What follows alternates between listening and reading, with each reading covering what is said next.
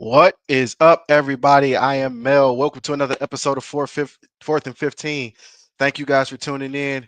Always joined by the great one himself, Rico McGee. Rico, appreciate you to be on, Yep, man. yep, for sure, for sure. Glad to be here. Also, got another guest today with us, and this guy is no stranger to us. He's also a friend of the show. I'd like to introduce from College Football Focus, Mike Waxman. Mike, thank you for being on as well. You are very welcome. Good to be here. All right. So we've talked throughout the week, both of us, all three of us.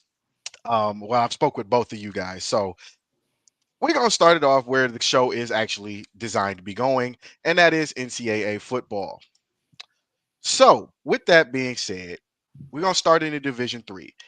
Um, just because this came across my board yesterday, uh, obviously, John Carroll makes the move.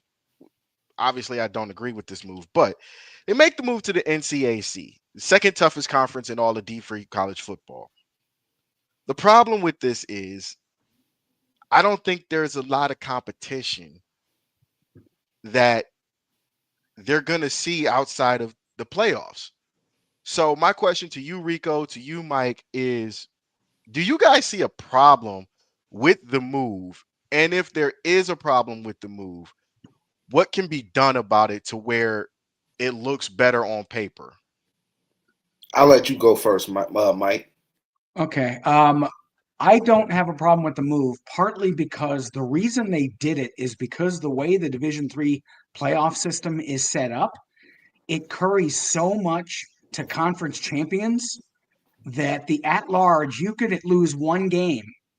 And if you finish second, you finish third, you're out of luck. And when they were there with the giant Mount Union, they could play a really tough game with Mount Union, but if they lost, they probably weren't going to the playoffs. So they were pragmatic about moving. And I agree with you to a point that there's not competition, but DePaul and Wabash have been pretty good the Mhm. last few years, and they have been players in the national rankings. Now, not in the top five, but they're between like 10 and 15. They're not cakewalk teams. And so I think John Carroll did it as a preemptive move to just be able to get into the postseason because when you've got a giant in your league, you could be as good as you want to be, but unless Mount Union falls apart, which I don't think is happening anytime soon, you're just banging your head against a wall because you lose to them each year. I And agree. I agree with everything Mike said. That makes perfect sense. I mean, we all know the juggernaut that Mount Union is, and it's like no matter how good you are, once you play Mount Union, once you lose, there goes your playoff chances up in smoke. So it's like, okay, we need to move. And it's like like you said, it's those other teams that the teams in this conference that they're moving to, they're not cakewalk teams either. So it's like I agree with the move. I get what you're saying, Romel. I get what you're saying, but the goal is to get to the postseason, and Mount Union's been a juggernaut for decades, and it's probably not going to slow down anytime soon. you're And right. and, and also you got to figure out they've only got one non-conference game in Division Three, and if they're playing a team like say one of those Wisconsin teams like a Whitewater, or if they play a Mary Hardin Baylor or somebody like that, now they could be 0-1 out of the gate, and the Mount Union game doesn't really matter. I mean, True. I guess if you beat them, you win the league. So, but it's just there's such a small margin for error in Division Three because of the way their postseason is structured, favoring conference champions. That while I don't love realignment, if I was in John Carroll's shoes, I completely understand why they did it. But here's the thing. The reason I asked this because they made this move exactly a week before the NCAA announced there's going to be an expansion in the playoffs. So my thinking with that was, all right, y'all do this. I understand you need to make the move. However, why couldn't you wait until the NCAA makes this announcement? Because I feel John Carroll, Mount Union, Baldwin Wallace, top three teams in the OAC. That gives the top two teams behind Mount Union, Baldwin Wallace, John Carroll, at least a a bigger chance to make it because now you become an at large uh bid instead of just hoping you beat Mount Union. Yeah, and there is something to be said for that. I just think that they wanted to be preemptive, and this way, at least, when if you are third, say that Baldwin Wallace has a great year. I know that they lost this weekend, but say that those three are the tops. But you look at some of these other leagues. That Wisconsin league I was talking about with Platteville and River Falls and Whitewater, all those teams are always really good. And you've got Mary Hardin Baylor. You've got a lot of leagues that have multiple teams that could be a top three or a top four, even similar in the FCS to how the Missouri Valley Conference is. It's like Exactly. 6 or 7 deep. And so it's all fine and good for them to be expanding, but this way you almost guarantee yourself a spot. Now, the competitor in me says, okay, I don't want to be gifted anything, and this seems like it's a gift, but I know for my bottom line revenue wise, it helps me to get into the playoffs. It So, does.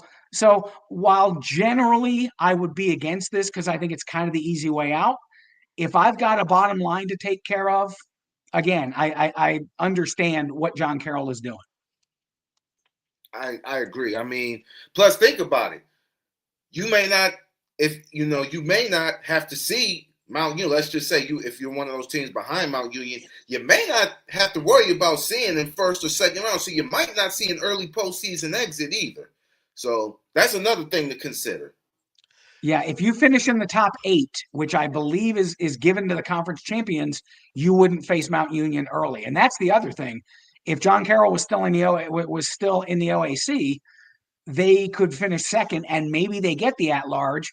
But you know how they see things regionally; they might give them a first round game, Yeah. and it's like bye playoffs. So if they finish in the top 8, I don't think that they would face a Mount Union until the quarters. That's my understanding. I could be wrong, but I think that that is correct.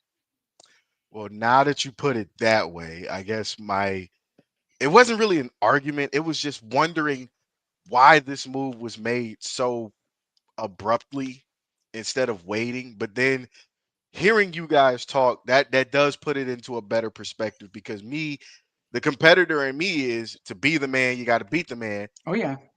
and you've been known to beat the man. So why not stay where you were with the expansion? So now, let's say you do beat Mount Union. Now Mount Union has to chase you instead of you having to chase them. And you have won the OAC conference within the last 5, 6, 7 years, twice that I believe that comes off the top of my head. So why not? But because you guys have put it the way that you put it, I have to respect that because that was not what I was thinking about. It was just you guys. I feel like you guys could have waited. This this one could have been a little easier to deal with. So you know what? That one's on me. I'll take that. All right. As you said, Baldwin Wallace did lose yesterday to Ohio Northern, 30-28. Mount Union obviously took care of business against Marietta, 30-19, and John Carroll put a hurting on Ohio Wesleyan. I think it That's was right around the 55 to corner from me. 17. Funny story. The Ohio Wesleyan defensive coordinator lives in my neighborhood. Nice. Ooh, Yes. ooh, Nice. Unfortunately, not nice from I yesterday, know it but didn't help nice. yesterday.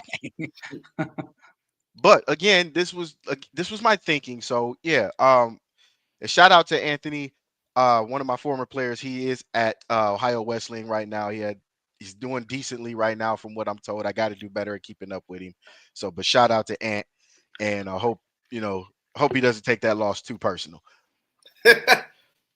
Hey man, Actually it be watched a like that little bit of sometimes. that game yesterday. The way John Carroll was moving that ball was kind of, hey, listen, they got a solid run game.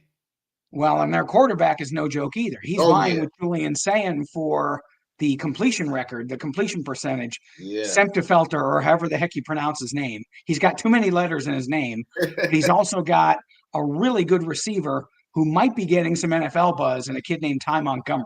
Okay. Nice, nice. This kid can play. I think he started out at like a big time school. I want to say like an LSU, but I Okay. don't think he did well academically. And I think that he took some time off. And got himself together and went to John Carroll, and now he's one of the best receivers at the D3 level. But you're right, John Carroll has always been known for having a really good ground game and just controlling the clock and beating opponents down. Yeah, even with Steve at the quarterback, Steve Petrozello at the quarterback, they did have a great running attack. So this makes sense. Now, before we move on from the Division Three, I do have to ask this question because we did just talk about it with the expansion. Do we see between the OAC and NCAC specifically, do we see more teams come in than we do like in the previous years? Um, from the I don't know. From that league, again, I think that in John Carroll's league, I think three teams can get in. I think John Carroll, DePauw, and Wabash will all get in. If they get a fourth in, I don't know. I don't know beyond Baldwin Wallace if anyone else gets in. I'll be the first to admit I have not paid super close attention to their standings. You probably know better than I do. I know that Case is usually pretty good, but is Case even in their league? No, Case is in the I believe the President's League. Yeah. Okay. So maybe it's just Mount and Baldwin Wallace, or maybe there is somebody else that's kind of lurking right there that they get in three. But I know that Baldwin Wallace was in the rankings, and I don't know if this loss is going to hurt them a lot or if that's going to hurt their postseason opportunities. Because they did well. To be fair, outside of John Carroll, within the last 20 years, Ohio Northern has also been the only other team in the Hmm. OAC to get a win over Mount Union. I believe it was Go last Polar 20 or Bears. 25. So yes, I'm not counting anybody out. I'm not counting Baldwin Wallace out, even with the loss to Ohio Northern, because again, Ohio Northern is a good team. I will say, if anybody had the shot besides Mount to get in, it is Baldwin Wallace from the OAC. So that remains to be seen. And with that, we're going to jump to Division Two because again, we got a lot to talk about, but not a lot to talk about. But with Division Two, this is obviously Rico's favorite division. We did see a record with um, surprise upsets within the last couple of weeks.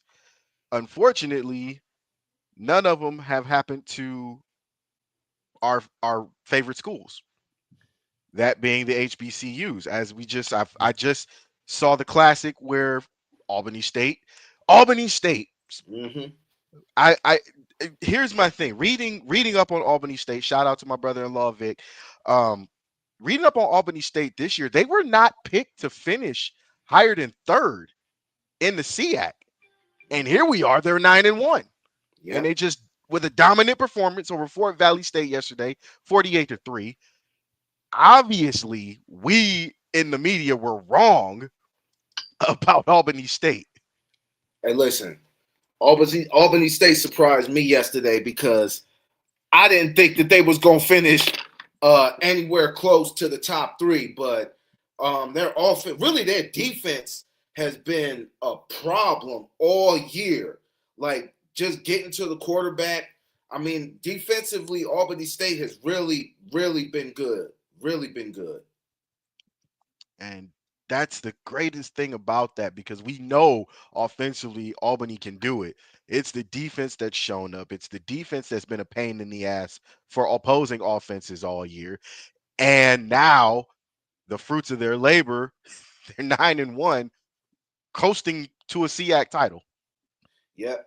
They just got to get past Miles College, but Bruh, I'm and glad you Miles, brought that up. I'm glad. yeah. No, I'm glad you brought that up. Hear me out. We saw Okay. Miles earlier this year, Hmm. and we saw the beating that they took against your Virginia Union Panthers. Yeah. Luck has not been on their side as of late, as they took another L to Tuskegee, who we've seen in the last couple of years. They lose by 1 point, 24-23. We looked at the roster at the Classic down in Canton. So we looked at the roster. We were right. It was nothing but babies on this team. The oldest Hmm. guy on the team was the quarterback. What are your thoughts after we've seen the potential growth? So, what are your thoughts now that we've seen the potential growth? Is there an upside from here, or are we I mean, just looking at it's an upside. I mean, they had to replace everybody from that championship team last year. So going into that game, like going in to start the season, you got mainly freshmen and sophomores, young guys who are, just learning the system, still getting acclimated. So I didn't expect too much um from Miles this year, but I think there is an upside. I think, more experience comes with that. Miles will be just fine. Miles will be fine. This is sort of kind of a rebuilding year for them. I hope you're right because and I'm not laughing because I'm not laughing at Miles. I'm laughing because you as a player, I as a player, Mike as a player, we've been in that situation where Hmm. the team is bad, but you can't do too much about it. Yeah, you got to just accept it, and it's Miles is good, man. Benedict College is back in the fray. I'm sorry, I think Albany State and Benedict will play for the SEAC championship next weekend, if I'm not mistaken. That wouldn't surprise me at But all. Benedict is also 9-1 yesterday. That wouldn't surprise me at all, as my brother-in-law has told me they have been a pain in his. They were a pain in his ass outside of Fort Valley. They were a pain in his ass to see. So that doesn't surprise me. Yeah, they won But the 16-13, an overtime win yesterday. That was a tightly contested game. So I and think Benedict and not Fort Valley, Benedict and I guess Albany State, Albany State will play next weekend for the SEAC championship. to skip over, not to skip over, but Gotcha. to follow up in the Division Two. Um, Obviously Lake Erie got a win yesterday. I'm surprised. That doesn't happen very often. It doesn't. It does not. And because we are closer to Lake Erie, it's kind of like one of those bad Cavs teams that you see beat Michael Jordan and the Bulls one time during Yeah, the regular season. yeah. So they get the win over Kentucky Wesleyan 27-9. That was dominating a performance, by the way. Ohio Dominican defeats Thomas More. Hey, I know that's cool. And Tiffin loses a tough one to Northwood in overtime. I am interested to see what um what this Division Two bracket's going to look like.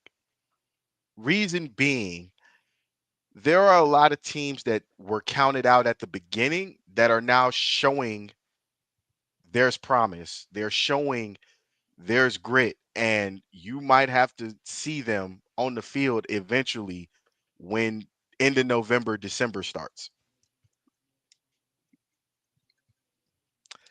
On top of that, obviously, Rico's still reeling and celebrating his victory over rival Virginia State 14-3 yesterday. What were your thoughts on that? Because again, we saw Virginia Union earlier in the season.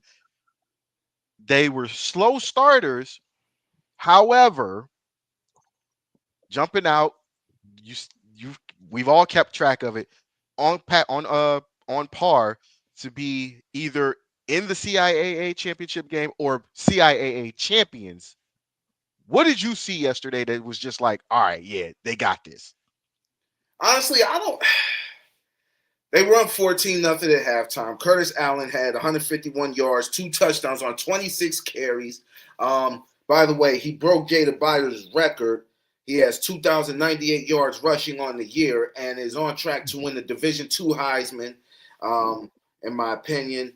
I think the defense really held up against Virginia State, who has one of the top passing offenses, or is one of the top offenses as far as passing goes.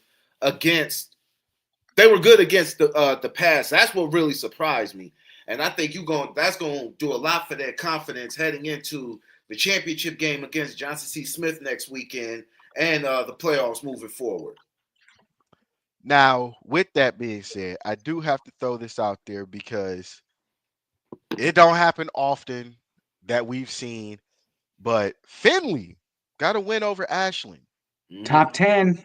Finley, Mm-hmm. top 10, the Oilers. And that was where I was going with that. We don't see the Oilers in the rankings very often. But when we do, obviously the team is very good. So, Mike, I do have to ask if you saw that game, what were your thoughts? I kept track of it on the radio, but what were your thoughts of seeing Ashland not in their normal hookup? Yeah, I did not really see the game. I'm still like involved in that whole YouTube dispute with Disney, so I'm not getting a whole lot of games now. So it's throwing my Saturday routine off. I did check a couple of just the regular box score updates. I kind of had Finley in the back of my mind because they had beaten Northwood the week before. And I said, okay, Ashland is a traditionally tough team, Hmm. might be biting off more than they can chew. And they went in and their defense shut Ashland down. I mean, when you hold Ashland to a field goal for the game, you're doing something right because that doesn't happen all that often. Yeah, I'm still not happy about that loss I took to Ashland, so I'm not even gonna keep with the Ashland discussion. However, it was surprising. That was one of my surprise upsets because you go into Ashland, you're gonna have some problems. Like Ashland, believe it or not, Eagle Stadium is very tough to play in. It is loud. It does get loud, even though there's a neighborhood surrounding the place. It does get Yeah. loud. I don't I have a understand that. friend. I have friends that have played football for Ashland, and listen, Ashland they operate like a D1 program when they want to, and that is solid, solid school. Very good. Very, very well said. Ferris State obviously taking care of business, but they had to work for it against a very tough Saginaw Valley State team. They won in double overtime, 51-45. Now, here is the what if scenario I'm going to be that guy. My what if scenario is if they not on the same side of the bracket, could we possibly, I know it's a long shot, but could we possibly see this game as the championship in D2? I'm not getting caught up in the moment. I'm not getting caught up in the moment just Yeah, I yet. want to see what happens first. Yeah, yeah. I mean, Fair enough. it's Fair enough. yeah, just too many good teams in D2 to, you know. And I'm not taking away anything from those teams, but when you push the defending champ to their limit and they have to beat you in two overtimes, that's a sign of a battle they either might or might not bounce back from. Yeah, sometimes it wakes them up, Hmm. and you don't want to wake up the defending champs sometimes. Exactly. Very true. I think Very true. I think that they might have been in there, thinking they're gonna run all over, and they said, no, this ain't that. And like you said, like Mike said, that's their wake up call. That's the wake up call right there. You know what? That's a fair statement because that game against Valdosta was the wake up call last year. Yeah, Even though it was the championship game, but it was like, hey, whoa, wait, hold up. You ain't finna just run all over us like you did everybody else. So fair point, fair point.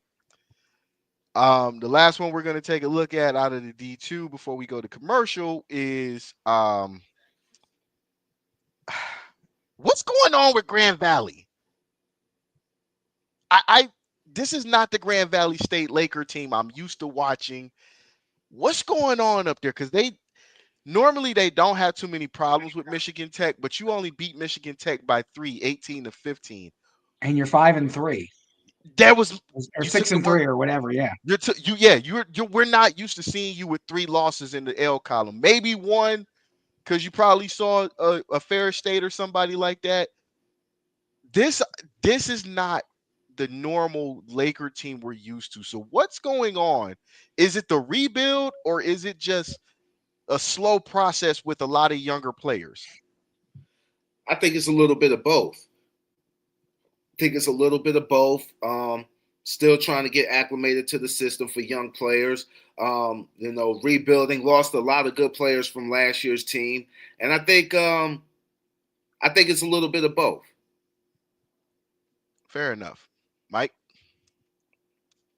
I echo that just because, again, I have not paid as much attention to D2 as I probably should have. So I know that when you've got young guys, there can be growing pains. Not all the teams have the luxury of, oh, next man up, we're just going to keep rolling. So I would assume that getting some of those folks acclimated will take a little bit of time. But you know what?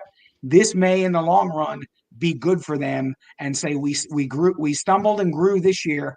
Watch out next year.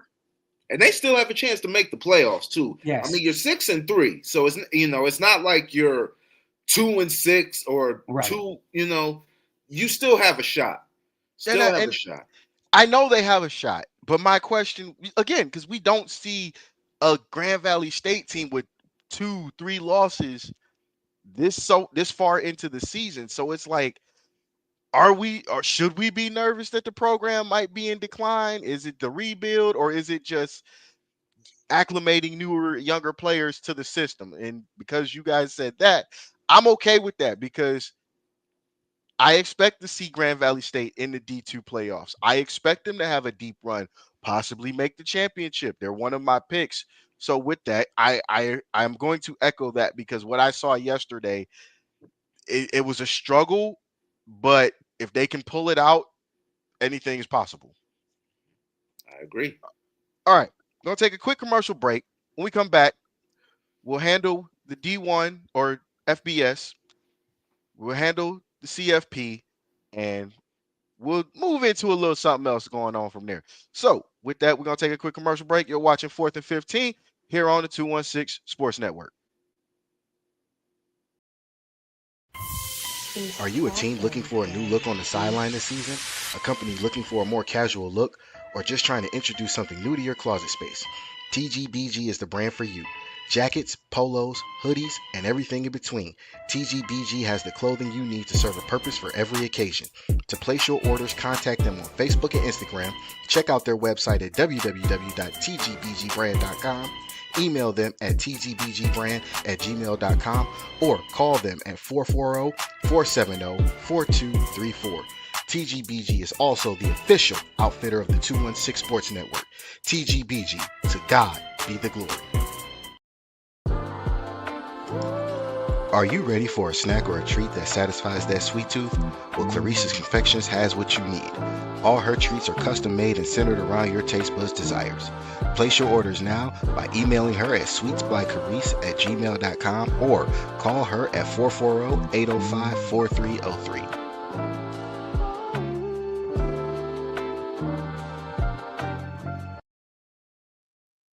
And we are back. All right. Did say we're going to touch the FCS before we hit the 1A. So what you guys, you old schoolers know is 1AA. FCS. There are a lot of surprise teams again in this division because I was not expecting a lot of these guys to look the way that they have. So we're going to start. Okay, Rico, I got to touch this one because I know you saw it. Bethune-Cookman and Grambling. Great game. I saw the fight. Yes, I did. Great Yes, game. There was an aftermath. Yes. Yes, it was. Great game by both teams. And then it breaks out into a melee. Is this because Bethune-Cookman is having such a tough year, or is this just because they got ramrodded the way that they did? I think it's a little bit of both. I think Bethune-Cookman is just very frustrated. Not the year they wanted to have, considering they had some high hopes going into the season. Then you go out there, you get mollywopped by Grambling. I think this is just. Have you ever played with somebody who you ever had that one teammate where y'all are just getting smacked, right? Mm-hmm. And your teammate just can't take it anymore, and he just says, "Forget the game. You got to see me one-on-one." Well, it was about 20-on-20, which led it to 54-on-54, however many. Listen, it was just all over the place. And when I saw the fight, I'm like, yeah, that's just pure frustration. And as Grambling, it's like, okay, well, you're not gonna touch my, just the back and forth. I get it. I understand it. I understood the frustration, but you can't do that. You gotta you cannot do that. You gotta be better. We better than that. Mike, what are your thoughts on that? I actually, a buddy of mine sent me the clip of the Grambling coach, who I actually liked. When they played Ohio State, I thought he had a great attitude. He said, "We know why we're here. It's a paycheck game." He basically all but said it. So I liked his attitude. He said that prior to the game, when they were coming out on the field, that Bethune Cookman was just taking it sweet time. And you know how things are regimented. We need to be on the field with like 3 minutes. We need to be able to Mm-hmm. go through our warm-ups. They had a couple of guys lollygagging that the coaches had already been on the field, and a couple of the guys were still in the tunnel and not like on the field. So they said, look, we got to go. We can't go until your guys are all in the field. And so they said there was some disrespect going on. It's like, look, there's a process, there's a way you're supposed to do stuff, and they weren't following that. Now, maybe that's a cover story, but that's what he said in the post game. And if that's the case, yeah, I agree. You do have to be better and not have a big melee like that. But I get it. If you're Yeah. trying to play these psychological head games to throw the other team off of their routine, then maybe we'll stomp you during the game and then we'll stomp you after. Yeah. I love Yeah. it. I love it. I'm gonna touch this part. Rico, Mike, we've all been in the scenario where there has been a disrespectful team we've come across. This is one of those things where one, you're a legendary program. Two, you're a legendary program at a legendary stadium that happens to belong to you. And Mhm. three, you've already won the game. So you've pretty much checked off every box. And if you're Bethune Cookman, nothing against you. I have no dog in the fight. But if that was the case, you probably deserve that because there's Yeah. no reason. Yeah. I No, agree. remember last year when Ohio State and Michigan played, or is the year before, whatever game it was, where Michigan planted the flag Yep. on the O in the And Jack middle of Sawyer the wanted to go field. after him. And Yeah. exactly, and Jack Yeah. Sawyer literally wanted to break necks to get to the guy who planted the flag. That is Mm-hmm. very disrespectful. You cannot, I don't care what sport it is, football, basketball, baseball, hockey, tennis, you cannot go to somebody else's house and be so disrespectful to the point not only do you lose the fight, you lose the game. Yeah. You Yeah. can't. So You they got to Well, win why one or the other. and there was some of that yesterday. I don't know if you saw the end of the Oregon Iowa game, but Oregon went out of their way to go to the Iowa fans and taunt them. And I guess they got some stuff thrown at him. And Lanning was complaining that his guys got stuff thrown at. Well, how about this? Don't go over and taunt the fans after you win a game. you Yeah. are absolutely right. Yeah. I was gonna touch that next. So you took my steam once again, Mike, because I was gonna go there next. You can't expect to go messing with a snake and expect that snake not to bite you. You can't expect to poke a bear while he's asleep and then not expect that bear to wake up wanting to kill you. That's right. You Hey, I can't I, go I saw it when I was heavy into my Dallas Cowboys fandom. When T.O. stomped on the star, I gave a standing ovation to George Teague when he gave him the forearm on the star. I said, I "You do remember. not do that. I there you remember. go. I was I was Just win the game. You beat us. Go to the locker room and have some class. We feel bad enough because we let you into our house and you won the game." exactly And Mike. then You were To reading comes my in mind. later, and we have to like embrace the guy. It's like I was never about that. Want to make a quick That's a publicity statement. That Yes, your manager made you say that. want to make a quick made a quick mistake. Bethune Cookman is 4-2 on the year, so I made a mistake there. Bethune Cookman's 4-2.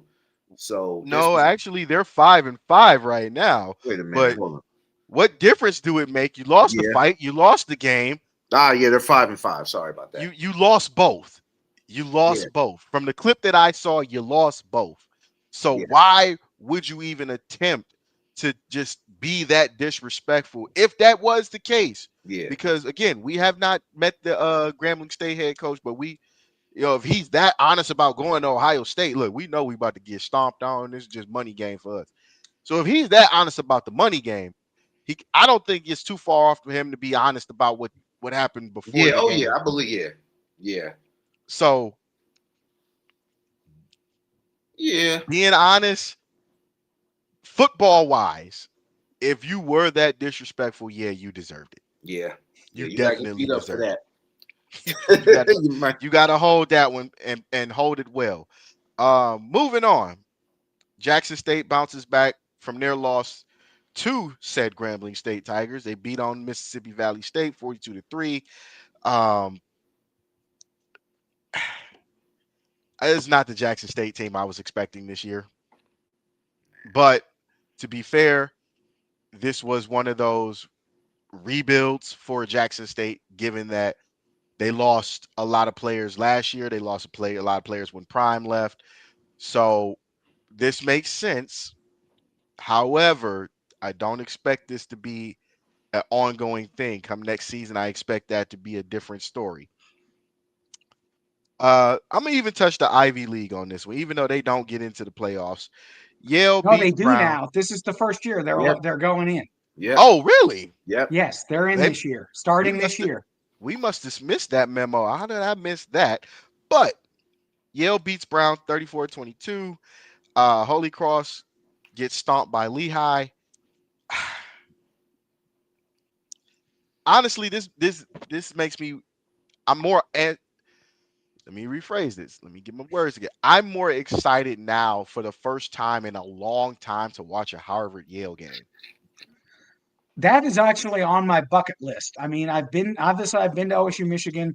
The two rivalries I want to get to at some point in my life, I want to get to an Army Navy game and I want to get to a Harvard Yale game. I have been inside Harvard Stadium when I took my son to Boston. It was just open and I said, let's just like go in. I mean, obviously it was springtime, so nothing was going on.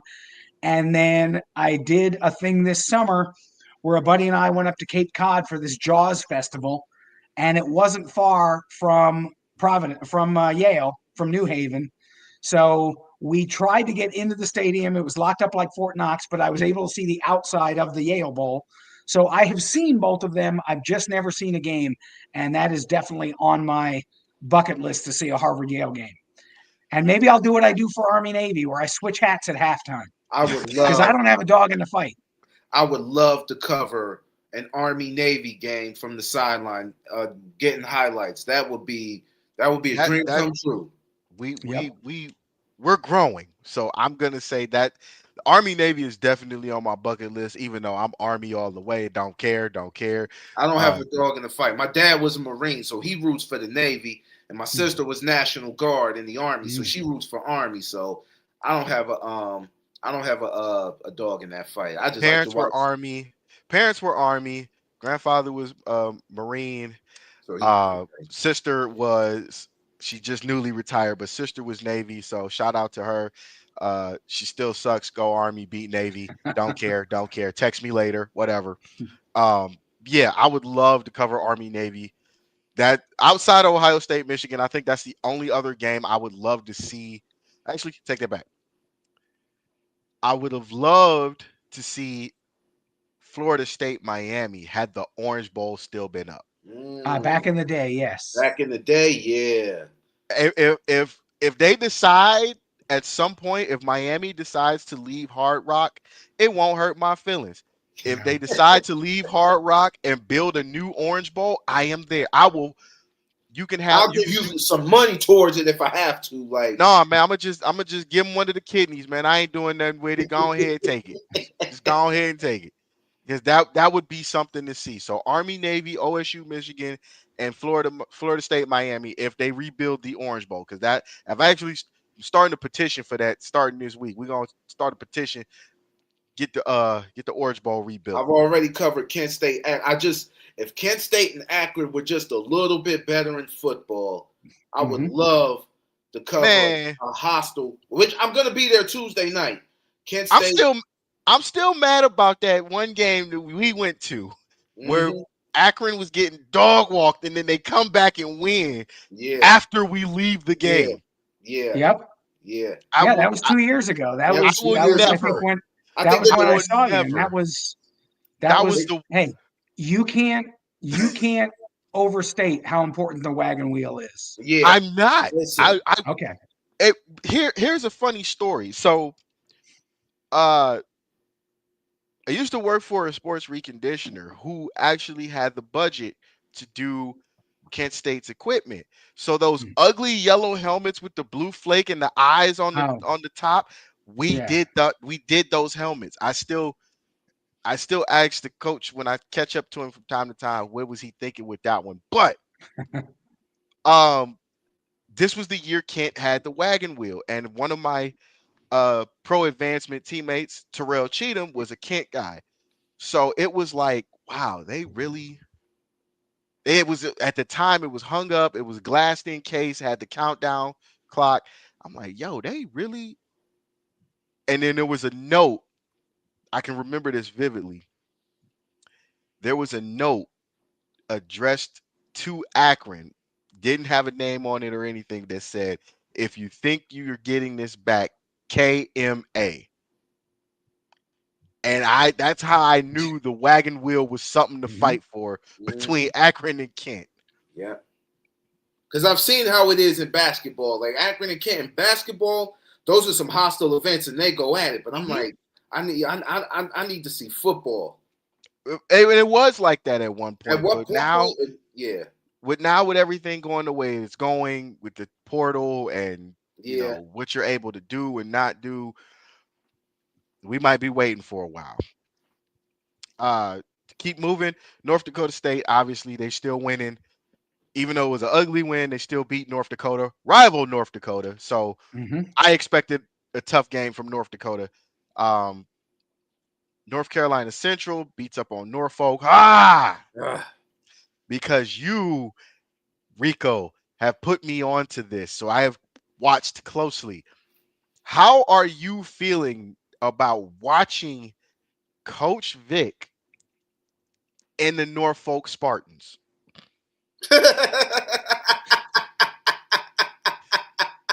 Listen, I knew it's you. it's their first. I don't know if he's ever coached anything before now. I don't know, but it just seems like it's going to take. Listen, if you want to stick with him long term, it's going to be a minute. It's going to be a minute before Norfolk State can actually, because they were struggling before he got there. So Yes, yes. um, it's going to be a minute. It's you. Now, but keep in mind also, Norfolk's been struggling, period, the Yeah, last Hmm. 10 years, yeah. Yeah. if That's we're what I'm being saying. completely honest. Yeah, listen, So we you can't asking just him blame to him for everything. you yeah, exactly you asking that man to make a mountain out of a molehill, and you gonna have to you listen. You're gonna have to be patient with Vic. You're gonna have to be patient. Now on the flip side, Deshaun Jackson at Delaware Yep. State has won 4 in a row. They won this weekend. I forgot who they Yep. beat, but they won this weekend. So I mean, some players in their first time coaching, I don't know if Deshaun Jackson has coached anything up until now either, but it seems like Delaware State, I think Delaware State probably, has some better talent than NSU, no disrespect, but um you looking at Jekyll and Hyde night and day with them. So yeah, Norfolk State is going to be it's going to take a minute for Norfolk State, but it seems like Delaware State is just getting the ball rolling. Well, to be fair, again, you might be right. There's more talent at Yeah, Delaware State than yeah. it is Norfolk right about now. So I'm not going to sit there and say yay or nay. I just think, you know, given the resources to each coach is vastly different going from school to school. So I'm not going to say he needs to be fired. I'm not going to say No, he needs to no, be uh no. I'm just going to say give him the resources he's asking for, because realistically that's what any coach is asking for from the Yep. school, from the said professional organization. Look, such and such right here, he's looking to transfer, he wants to come home, he just wants a couple dollars because of the NIL deal that you're able to get Mm-hmm. now. He wants a couple dollars. He's not asking for a bunch of money, but give him a couple dollars. What can we do? He can be the start of getting us what we need or where we need to be. I'm just missing one piece, or I'm just missing one piece to bring other pieces with him, because that does happen in the transfer portal. Yeah, yeah, I agree. Norfolk, Get that man what he asking y'all for, please. I want to see the Spartans do good. Exactly. Exactly. And then yeah, it's gonna be. I think the city of Norfolk needs to step in and help. And separate subject, but I think Cleveland State, the city of Cleveland, can help Cleveland State with NIL as well. But that's a whole nother story. We'll talk about that later. Yeah. Because I've been saying the same thing that I thought could work for years without even asking the city to step in, and Cleveland State just won't do it. So I'm Right. wait, just get up out of here. Yeah, we done. We're gonna take another quick commercial break, and then we're gonna get into the CFP rankings and all of their glory. It was a lot of wild stuff that happened yesterday. So when we come back, we're gonna talk about that. You are watching Fourth and 15 here on the 216 Sports Network. Got a taste for something sweet? Planning a party? Or just want a midnight snack? Clarissa's Confections is a local treat maker here in Cleveland and has made many delectable and delicious treats for the young and old.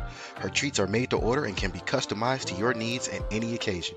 To place your orders, email her at sweetsbyclarice@gmail.com or call her at 440-805-4303. If you're looking for a good brand of clothing at affordable prices, then TGBG is just for you. Hats, shirts, hoodies, and custom gear all at your fingertips. And just in time for the weekend is Free Ship Friday. Free shipping on all orders. Just use the code FREESHIPFRIDAY at checkout. And all Godfidence items are 10% off. Head on over to tgbgbrand.com and get your orders in for your custom clothing now. TGBG is the official outfitter of the 216 Sports Network. TGBG, to God be the glory.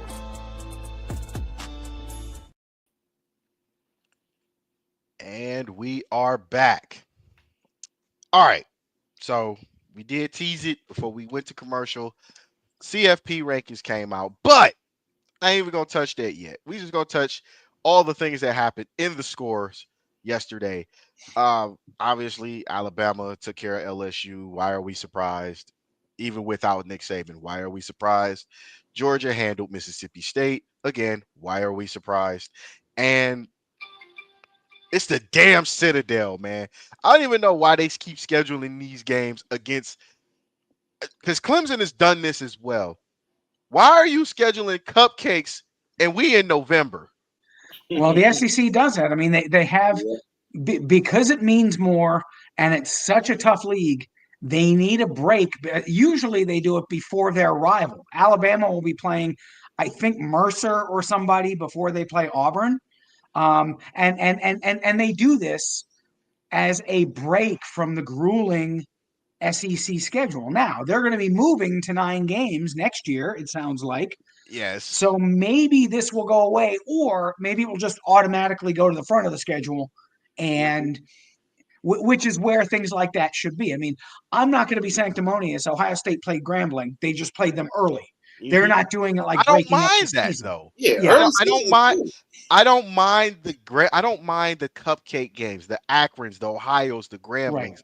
I don't mind those games at the beginning of the season because obviously you really need to see what your team looks like against Yes, somebody else. So no, correct. I don't mind those kind of games early in the season. What I have a problem with is the first CFP rankings have come out. You're obviously either ranked in the top 10 or ranked in the top 12. And your next game after that ranking comes out is flipping flapping the Citadel. I almost wore my Citadel hat, but I knew you were going to go off, so I didn't. Thank you. I So appreciate you. instead, I'm wearing But Christopher Newport, who is a Division III power right now. They're number but 12. but to be fair to you, Mike, this is not against the Citadel. They're taking the money. We know that. Oh yeah, it's Ole Miss. It's Ole Miss's problem. That you are Yeah. ranked nationally. Why are you playing that? This is literally the point. The Citadel should only be seeing conference foes or foes that are on their level. You should Mm-hmm. not be going to Mississippi, Alabama, and dare I say, Clemson. Never in the middle of, not even the middle of November, never in the beginning of November should you be Right. taking your ass to Alabama, Mississippi, or Clemson for what? For what? Outside of the money, for what? So you can get players hurt. You might be in the middle of a playoff run. Yep. No, I'm not okay with that. Because what happens, just because we've seen weird stuff in football all the time. What happens? Just one off. You play the Citadel. One of your quarterbacks takes a sack. He hurts his knee, hurts his elbow, hurts his arm. Now he's out for the foreseeable future. Why? Yep. Why? That's why. It That's makes why no I have a sense. problem. That's why I have a problem sometimes. I mean, let's bless Ryan Day. They won a national championship last year. They look like they're rolling this year. It bugs the hell out of me though that he never puts the reserves in. Like yesterday, Purdue was never winning that game, other than the package where Lincoln Keenholz runs in the red zone touchdown. Why is Julian Sayin taking victory formation? That Why is not true. let Keenholz come in and play a little bit? Because if there's a series in, say, against Michigan or in the playoffs where Sayin gets dinged up and has to be in the medical tent, you've given Lincoln Keenholz 6 reps in a game. So I think that more teams, and I see this in the NFL all the time, it could be 55-10, and your starter is still out there taking snaps. And the NFL, they never substitute their backup unless the starter gets Right, hurt. right. And I've just never understood that mindset because, yeah, you're with the team and you're good, but until you're facing live bullets, Hmm. you don't know if you're really going to help the team or not. So I've never understood some coaches' I substitution philosophies. I I totally agree agree. with that I agree. because realistically, during the course of this season, you had two games where if you could for sure put Keen in and he see what he looks like. You got the Ohio Mm-hmm. game and you had the Grambling game. You know good and well Ohio State has not lost to an Ohio team since 1902. There was not Yep. going to start against Ohio. No. Correct. And again, Grambling knew why they were there. Mm-hmm. So in the second half, it literally should have been your reserves. So Yeah. I'm not gonna discount that at all. I totally agree with that. I Like, what did just they do to you that you got to keep your starters in to keep besides kicking their ass? they showed Yeah. up. They Yeah. showed up. Yep. Listen, That's we're it. here. Stop. That's enough. That's all they did Let was me rock. show up. All right. Let me just convert one first down. Yeah, Addition yeah. But reserves. that's what it was. They showed up. With that, I USC, since we're talking about the top 25, USC beats up on Northwestern Friday night. I thought Northwestern had a chance I thought they would until put the up a better fight, speed. but They put up a fight they did. until the They did. speed of USC showed up. Yeah, and their offense couldn't get out of its own way. Northwestern's defense isn't half bad, Yeah. but if Preston Stone is not firing, they don't have any offense because their Hmm. running game is way too inconsistent. And you got to be able to keep up with USC. Yeah. Yeah, you got. I'm pretty sure they're sending They that. Hey, listen. If USC can outrun you, good luck. that good luck. Good luck. Good luck Because trying to get back. I could just think about all the people I know that are Northwestern fans. They're probably sending Tyrell Sutton that hey big head text again. Yeah. You mentioned Ohio State beating up on Purdue. I'm not gonna sit here and tell you I wasn't. I was a little bit nervous for this game. The reason being, anytime we go into Ross Aid Stadium, and even though Purdue stinks now, it's still that level of worry because we've been known to struggle against Purdue. The last two times that we struggled, two very important quarterbacks for Purdue were there: Drew Brees and Kyle Orton. Yep. We escaped one, and then we lost to the other. We lost to Drew Brees, and I believe it was either 97 or 98, where Purdue blocks a field goal, and that could have won us the game. And then Holy Buckeye Yep. on a whim Yep. jumps us up to number two for the '02 national championship. So I'm not Well, gonna here, sit here there and say here's I a was. here's a fun trivia question. If you want to win a bar bet, Purdue is the opponent who has the most home wins against Ohio State since 2000. They've beaten I them can five believe that. times. I can Michigan has believe beaten that. them 4 times in Ann Arbor, and Penn State has won 3 times in state college since 2000. So someone would probably say Michigan. If you hey, Who's beaten Ohio State more on the road than any other team since 2000? I guarantee you 80% of the people say Michigan because they've lost like recently, but they've lost 4 times. It's like, nope. Purdue beat them 5 times. And let's not forget 2018 when Man, we don't had bring that Dwayne one up. Haskins. I know. I do want to Don't bring forget that it, but one up. Oh Dwayne's man. back there throwing what 72 passes, I think it was in that game. And we should have been running the ball. They had the Yep. weak at that time that we had one of the worst run defenses in the Big Ten, and there was no reason we should not have been running the ball. Yep. Uh Number 18. You know what? I'm gonna bring this score up, but I'm gonna touch back on it when we bring up the college rankings. Number 18, Miami, dog walk Syracuse. Like they don't know Syracuse. They've been a part of each other's lives over the last 40 years. So why are we surprised at this? Uh Not since McNabb has Miami had problems with Syracuse consistently. So yeah. Uh you brought up Penn State, Mike. Penn State had a chance to win the game and they shit the bed. You know How what? does this Penn happen? State, Penn State really, and I know you are what your record says you are, but if you look at context, 5 of their 6 losses are by like 16 points total. They're not that They're bad. They've not got that talent on bad. defense. I know that Grunkmeyer, and here's another one. Grunkmeyer, the kid who's playing quarterback, he went to Olentangy, which is where my oldest graduated from. And I got to watch him start as a sophomore. He looked kind of scared because he was a first year starter. He progressed as a junior. Senior year, I said, hey, this kid can play. I thought he was going to be in the MAC. So I was impressed when he went to Penn State. And he didn't really look scared. They don't have a ton of, I thought they were getting good receivers in the portal. They got the same problem. They can't get separation from anybody, but he is a decent leader. And when he's on the move, he throws the ball pretty well on the move. But Penn State is not, they're an 0-6 team, but they're not your typical 0-6 team in the Big Ten. The only blowout was Ohio State. True.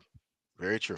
And really, But poor clock management is really Yes. what cost Penn State at least a chance to tie that game. And Yeah. then the bad decision to throw it deep when you had that running back wide open in the flat to get in the field goal range and get the ball out of bounds. You looking at a game that could be decided in overtime. I think Yep. it was just the clock management was really what cost Penn State that game yesterday. damn the clock management. Damn the poor anything. This is Jim Penn State. Knowles. I This is expected Jim better. Knowles. Yeah. I expect and now with everything going the way that it's going, I am not blaming James Franklin at all. Here's why. You stole you stole your rivals defensive coordinator. Now Buckeyes have Matt Patricia, which is pretty much a decent upgrade. But you stole their national championship winning defensive coordinator. You also have, again, you have Grunkmeyer, who's one of the better quarterbacks in the Big Ten. You have the defense, you have the offense. Why the hell are you not putting it together? Your defense is probably wanting to fight the offense at practice over what's going on. Yep. And that is going to cause a problem later on. When I say later on, I mean next year, possibly the year after, because you struggled and you didn't have to. This should I, be a Katron Allen based offense. Mm-hmm. That guy can play. He's a home run threat. He should be getting, and I know that Nick Singleton is good too. He hasn't had the year that I think a lot of people thought he was going to have, but we've seen him in the past. He's also a baller. Katron Allen should be getting 20 to 22 touches per game in the open field.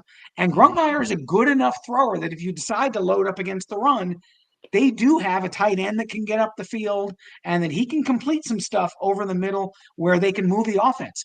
So, yes, clock management has been bad. I know that Terry Smith as a coach bleeds Penn State because he played there, but I just don't think that the Kotelnicki was a decent fit for Drew Aller. I don't think he's a great fit for Grunkmeyer. I just think their coordinators are off. For the personnel they have, I think they need to be doing different stuff. Agreed.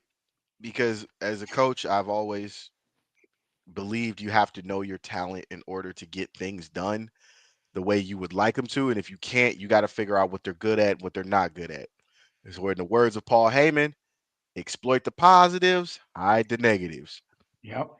But as a Big Ten fan, this I can't put I can't solely blame James Franklin for all of this. I, Well, I And couldn't, he got except that wrongly fired. I feel like well, he got wrongly fired. but it's been a thing all year where he wins games, but he doesn't win big games. And that's not just this year. What's his record? Like 4-19 against top 10 teams. If That's you're true. Penn State, you've got to win some of those games. I mean, you yeah, got to they be beat working. they won their college football playoff game last year, But it was and they against had Notre Boise Dame. State. Right, but they had Notre Dame on the ropes, and they went away from what was working, and Notre Dame won the game. And we know that if Penn State had won that, OSU would have dog walked them in the title game. Hmm. Very true. Very true.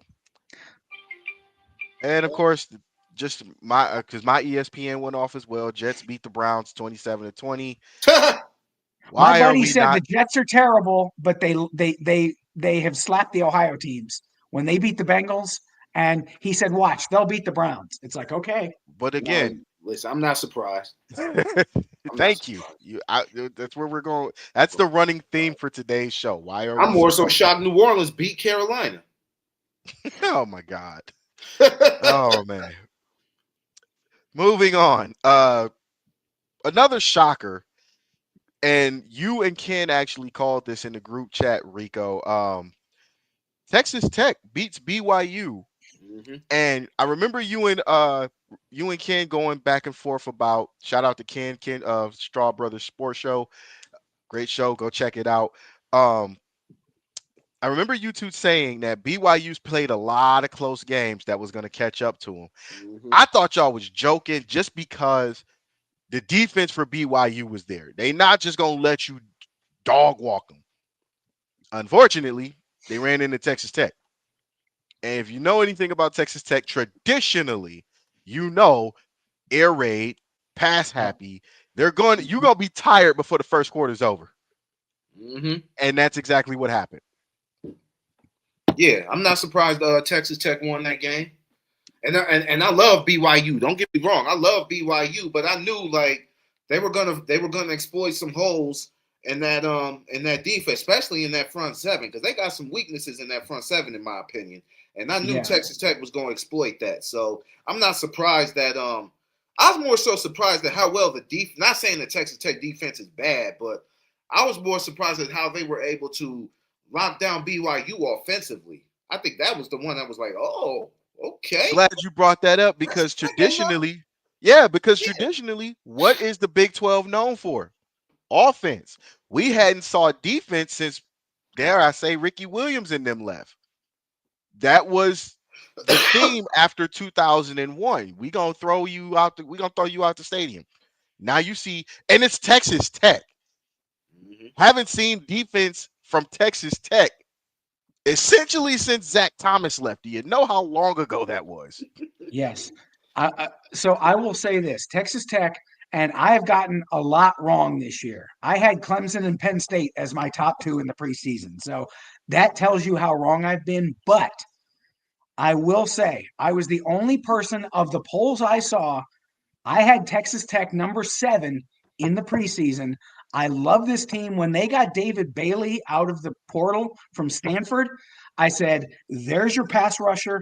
They got Lee Hunter inside from UCF. I said, there's your guy who is going to wreck the run game. And Jacob Rodriguez at linebacker, who is up for the Butkus Award. He's just a tackling machine. Texas Tech is a team if their quarterback can get healthy. That's the only Mhm. problem. This Baron Morton keeps getting hurt. If their quarterback gets happy or gets healthy, I'm telling you, they are a legitimate threat to vie for a berth in the national title game because their Mhm. defense up with Ohio State. You go look at the ESPN stats, you go look at the analytics. Them and Ohio State, from a defensive efficiency standpoint, are the top two defenses in college football. They get after teams, and Bear Bachmeyer probably got tired by second quarter. I've got a guy in my face again. Where am I going to be able to put the ball? So And I just think that's Texas Tech is a legitimate team. That Arizona State loss, they had lost Morton halfway through the game and had to bring the backup in. They still only lost by 4 points on the road against Arizona State. So BYU to me was their last hurdle. I think that probably cinched a spot for them in the Big 12 title game. And I think they're going to play Utah, which is a team that they manhandled, and Utah does not get manhandled very often. No, no, they don't. They do I not. mean their defense. They forced what two fumbles and got an interception. Was able, Yes. yeah. I mean they just defensively. I was just shocked. Like, oh man, okay. So Texas Tech defense is really really good. Them, yeah, everything you said. All right. We already talked about the Oregon Iowa game because of the fight. Well, not even the fight. The fans throwing stuff at the players. Shouldn't have had your ass over there to begin with. Uh, Navy loses to Notre Dame. Now, I'm not mad at the loss. And again, we're gonna touch Notre Dame and we're gonna touch the Miami situation when we bring up the rankings. However, the thing that bothers me about this Notre Dame team this year was where was all of this when you needed it at the beginning of the season? Well, some of it is you remember they played Miami and Texas A&M out of the box, lost by 4 points total, and I get it. I do think that there is something to be said that if you're losing to the best teams on your schedule, you shouldn't get rewarded for it. That said, it's kind of like Ohio State with Texas. Julian Sayin looked okay. He didn't look like he does now because it was his first ever start. CJ Carr, if you watch any of that game last night, he's throwing dimes. It was his first time starting, and you don't. It's like okay, I'll look through the media guide. Oh, my first start's against Miami. What the hell? What did I do to piss off the coaching staff? Why am I starting against Miami for my first start? So they didn't play badly. They just didn't play well enough. And you got to remember that they have new coordinators also. First games, I never put a whole lot of stock in a first game. You know what? They lost. That's how they're going to be all year. A&M, they essentially lost because the holder fumbled the snap on an extra point, and they lost by a point.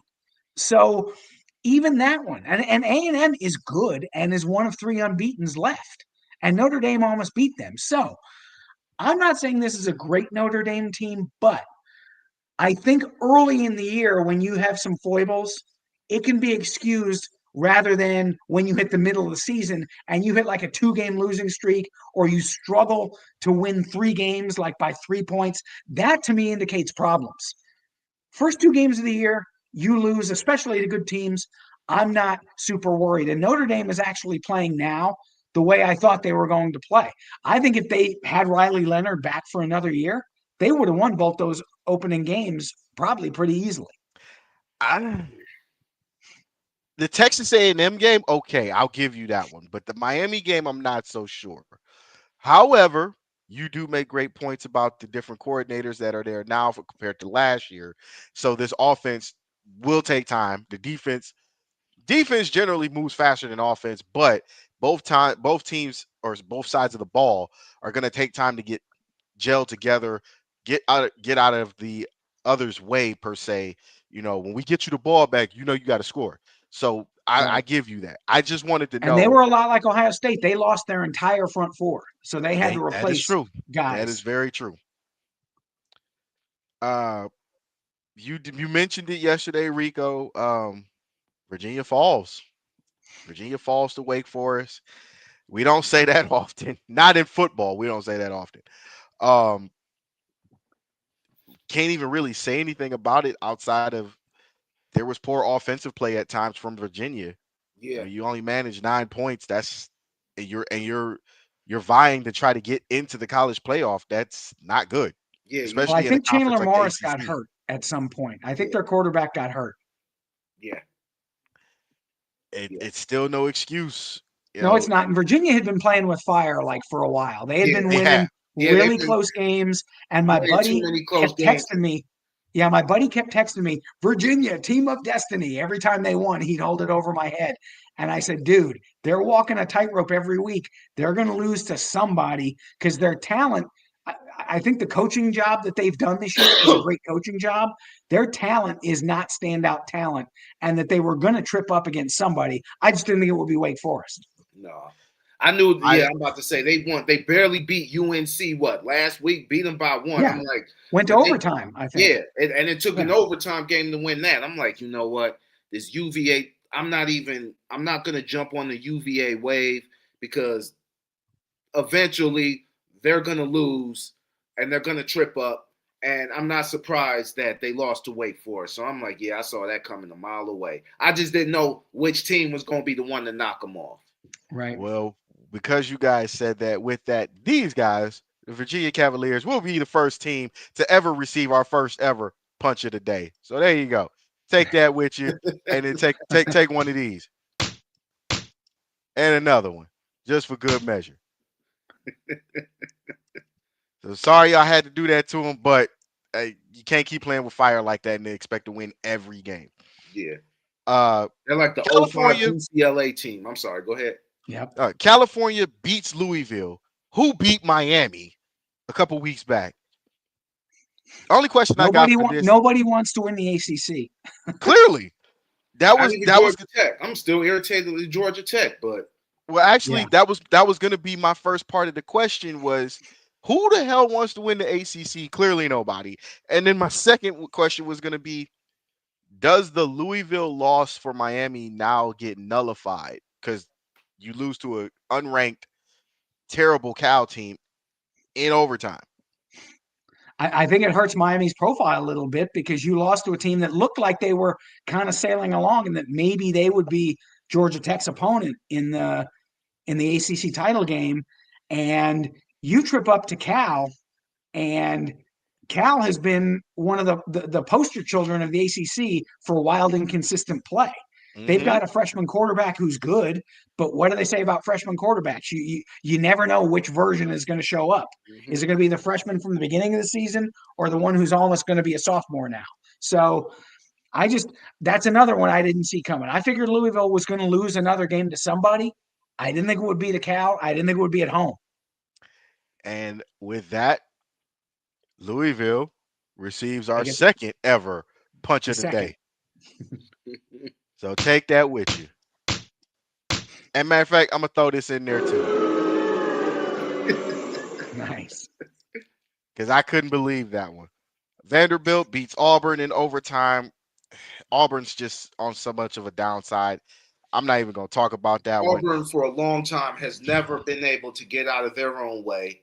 Um, they're so busy trying to compete with Bama, and it's like right now, no, you got to focus on building before you And move what did in. Cam say a couple weeks back? Don't put me and show me my statue and lose. And they lost. Yeah.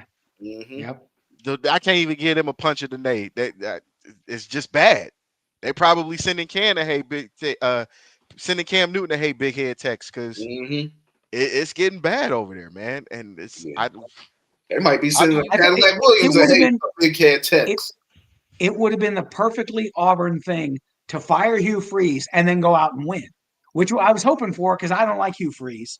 So I said maybe he was holding them back, and they were right there. And then they let Vanderbilt send it to overtime, and then Diego Pavia just like curb stomps them in the overtime.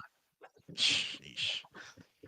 I guess, yeah, they don't even deserve it. It's bad enough. They getting beat enough. Yeah. And then finally, at the top 25, Wisconsin holds on to beat Washington, who's now number 23. They'll probably drop out after this, 13-10. In the snow in the second half. Yeah, and that was my thing when I first brought this up. I wanted everybody to understand when these West Coast teams joined the Big Ten, Oregon, UCLA, USC, and Washington. I wanted them to understand it's different when you got to come somewhere cold in November, in December. It is, dare I say, in some parts of the Midwest, the end of October, because Mm-hmm. we in Ohio have been known to get snow on Halloween. Mm-hmm. It's different. And I'm not saying these guys are going to suck, they going to lose or anything like that, but when you are a West Coast team and you are used to playing in decent weather, 65, 70-degree weather year round, the most you'll get is a bad rainstorm every once in a while, except for Oregon, because apparently it rains every day up there. Yeah. You're going to have problems. When snow started, because I watched a little bit of that game, when snow started to hit in Wisconsin, you are going to either freeze to death or you're not coming outside. And there Unfortunately were for some Washington, nutballs. you were There were outside. some nutballs in the corner of the end zone who all had their shirts off, waving their shirts around. It's Wisconsin, man. They probably I used know. to it. Yeah. I was told by a player from the Racine Raiders one time. He said, "Man, we only got 2 seasons. We got a week of summer, and the rest is winter." And I was like, "A week of summer?" He's like, "Yeah." Uh, he said the Columbus Fire came up there one year, and he's like, "Yeah, man, y'all just missed summer." And they, as a joke, I was like, "Please tell me you're joking." He's like, "No, man, we got up there. It was cold as shit." I was like, "Oh, okay, fair enough." So I want people to understand that yes, USC, UCLA, Washington, Oregon are very good teams added to the Big Ten. But when you gotta come to Ohio State, you gotta come to Michigan, you gotta come to Wisconsin, those weather games, they count. And when I say they count, it means you're gonna have to deal with them too. So be careful. Washington is not a bad team, but when you're playing in real snow, it makes a difference. Hmm. But Washington All right. should be used to it. Believe it or not, from what I've been explained or learned on, it is not a big snow state. Not at least not in Seattle. Okay. It rains more than it snows in Seattle. Don't mean it don't get cold, Now but it don't get in Wisconsin cold. in Pullman, when they play Washington State for the Apple Cup, it snows in Pullman because Pullman's right close to Idaho, Okay. Hmm. and they get snow there. I've seen the Apple Cup in snow before, but I don't think it was Seattle. And it'll snow in Oregon for Oregon State because I've seen a snow game for them too. But yeah, UCLA and USC, they're not playing snow games. Yeah. Yeah, Oh, yeah. Definitely. No. When that they game. said it never rains in Southern California, I don't think they were lying. But Yeah. No, they was lying. They was lying. It rained in Southern Cal, man. It never rained in Southern California. My ass. They was lying. They lied. All right, we're gonna take one more quick commercial break. Actually, no, we gonna skip that commercial because we got to touch on this. College football rankings came out Tuesday, November 4th. Here it is, November 9th, and we've already seen a couple of miscues. BYU is lost. Virginia is lost. I, Memphis lost. Memphis lost I, yesterday. yeah, they did lose yesterday. I forgot about that. Um, Here's what I have a problem with this setup. How in the hell did Notre Dame jump Miami and you lost to Miami? The reason I have a problem with this, yes, Notre Dame is playing very good right now. Miami is still playing good as well. They might even sneak back into the ACC title game if we're being honest. There is that slim chance. So how the hell did Notre Dame get this, or is this just because it's Notre Dame? I really just think, with that slide. I mean, Grant, look, early season college football is one thing, but as you get later and later into the season, those games start to matter. They start to mean more. And if you're not playing your best by November, or you start to struggle uh, by November, December, when those games really start to count, yeah, the committee's not gonna have too much mercy on you. Right. And the thing about Notre Dame and Miami with their I think that when you have the same record, generally, if you've played head to head, the winner of the head to head game should be ahead of you in the rankings. That said, Virginia beat Louisville, and people were saying, well, how come Virginia is behind Louisville? When most things are equal, like if your schedule strength is within maybe 10 spots of each other, then the team that won the game should be ahead. Virginia's schedule strength before yesterday was like 81, and Louisville's was like 39. That's not close. And I That's a think big gap. Louisville was the better team playing until they lost yesterday. So I didn't have a problem ranking Louisville ahead of Virginia for the last few weeks because of that schedule strength discrepancy. Notre Dame and Miami are like maybe 6 spots apart in terms of schedule. So Miami should be ahead of them. That said, in a lot of the analytics that you look at, like the things that determine how you're playing on the field, the yards per play, success rate, explosiveness, turnovers, Notre Dame has it over Miami in most of those categories. And the committee is claiming that they did not view them as the same type of team. So the tiebreaker criteria did not come into play. It's like, Ah, okay, and I disagree with that. Yes, I do think Notre Dame is playing better right now. I think they are the better team. If you look at the team strength metrics, Notre Dame should be ahead of Miami. But the playoff has always been about, despite what the committee will say, has always been about who's the most deserving. They say best, but if you look at what they have used, strength of record is a deserving metric, and they almost always fall back on that. So if you're looking at deserving, then Miami has a better strength of record and a slightly better strength of schedule, or a slightly worse strength of schedule. But I think otherwise, they should be ahead of Notre Dame. Now, it's all going to work itself out. So to get agitated after the first rankings, I kind of chuckle because it's like, if you remember the very first ranking, Mississippi State was number one when they had yeah, I Dak didn't Prescott, understand that either. I Yeah. laughed at that. but it worked itself out. So these things always work themselves out.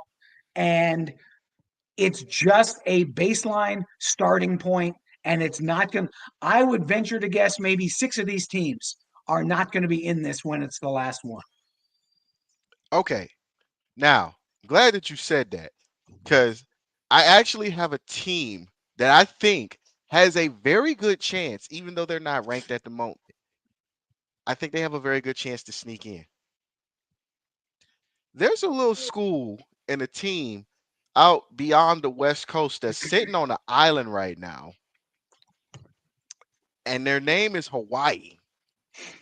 And after watching them destroy San Diego State last night, I think I would like to see a Memphis or BYU Hawaii matchup. That would be interesting. The only problem with Hawaii is um, they are one of those teams, and San Diego State had a legitimate case to be in the mix for the fifth conference champion that gets the automatic bid. They're tired of it saying the G5 automatic bid because it really isn't. It's a conference champion that just Hmm. happens to be from a G5 league. If you're looking at it, the American is probably the inside track. USF, Tulane, until Memphis lost. Memphis, even North Texas is kind of in the mix. James Madison has a shot. San Diego State was the leading contender out of the Mountain West. And you're right, Hawaii just dog walked them. And even though it was in Hawaii, and I said Hawaii can win this game, when I woke up this morning, I saw 38-6. I said, really? So I was really surprised by the margin of victory. I just don't know. Hawaii doesn't have any signature wins over like any power teams.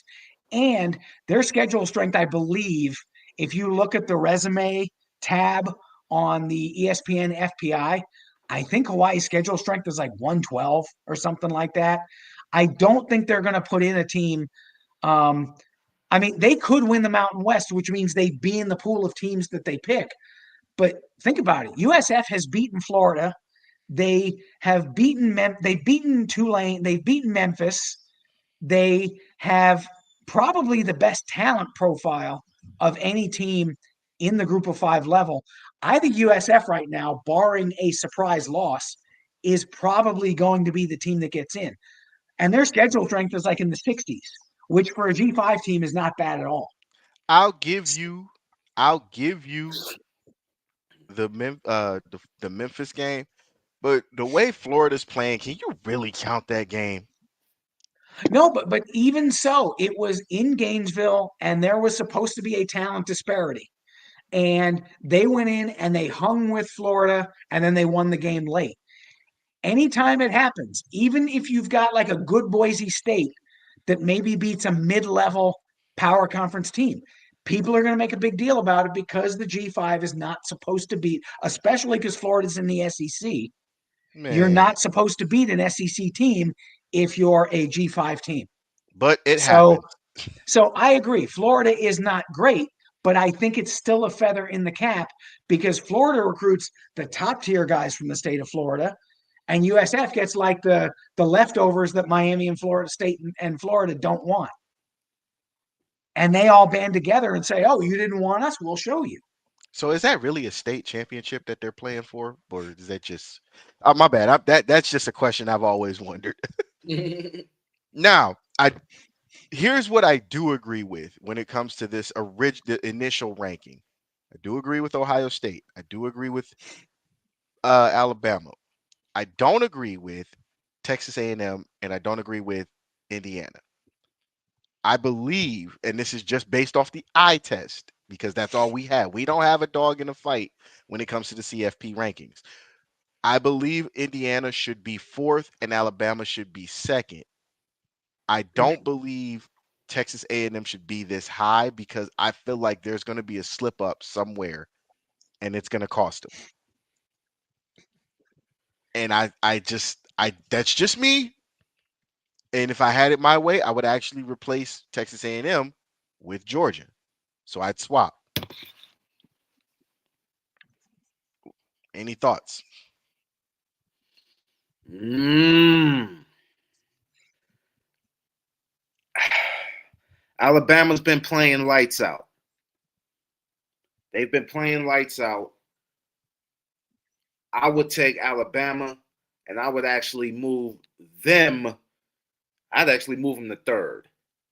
Move Alabama to Hmm. third, drop Texas A&M down to fourth, and keep Indiana at number two. See, I am a little bit in disagreement. I agree with half of what you said, Mel. I test tells me Indiana is not number two. I am a believer in Texas A&M. They lead the nation in sacks per game, True. 4 sacks per game. Their offensive line is really good too. And Marcel Reed, he may not be consistently a great passer, but he is dynamic enough with his legs and he throws the ball well enough when he needs to Mm-hmm. that I think A&M is a legitimate team. I actually would have put A&M at 2, Alabama at 3, and Indiana at 4. Now, if you're looking at the metrics that ESPN uses, strength of record, game control, things like that, that's why Indiana is 2. Their analytics like them more than the eye test likes them. And I do think that your results on the field and the numbers do have to have some sort of sway in there. So I'm not completely upset with Indiana being there. But if it was all eye test, I would have OSU 1, A&M 2, and I think eye test Alabama's numbers to me are actually better than their eye test. Their offense didn't look great last night. Mm-mm. Their defense was pretty nails, and Garrett Nussmeier got benched. And if you would have told me that at the beginning of the year that LSU is going to be struggling and that Garrett Nussmeier is going to get benched not once but twice in November, I would have said you're crazy. But be that as it may, um, I think that Alabama is better numbers wise than they are eye test to me. But I don't have that much of a problem with that top 4. Maybe I'd tweak the order a little bit, but I don't have that much of a problem with that top 4. Fair enough. Now, the only reason I said I didn't agree with Indiana being 2, last 2 games of the season for Indiana go as followed. Wisconsin, who is at 3-6, and the Old Oaken Bucket, which is at 2-8. So Yep. Wisconsin and Purdue are their last 2 games. This is why I have a problem with that because realistically, if we're looking at this the right way, your only real signature win was at the time was Illinois. No, they went into Autzen and beat Oregon. Mm-hmm. Yeah, they did. No, I'm saying at the time. Oh, at the time. At the Okay. time. So Early September, your first and only at the time signature win was Yes. Illinois. And they Then dog you go walked into Illinois. Autzen and beat Oregon. Yeah. Oregon's looking very strong now. After that, nobody. You're playing who? You know what though? They went into Kinnick Stadium, and Iowa is a tough team at home, as Oregon saw yesterday. They only beat them by 5, but they went in and won. And Kinnick Stadium is not an easy place to win. It's not. at all. But So Iowa's not great, but they're good. no, So you're at. I would say the Oregon win was better, but I don't think the Iowa win was a slouch win. It's not a slouch win, but again, your two signature wins against a rival in Illinois, and then you go to Autzen. So your Yes, best win out of the two is the win on the road against Oregon. right. Meanwhile, we've already heard how Ohio State's getting hammered for beating a subpar Texas team, which is not their fault.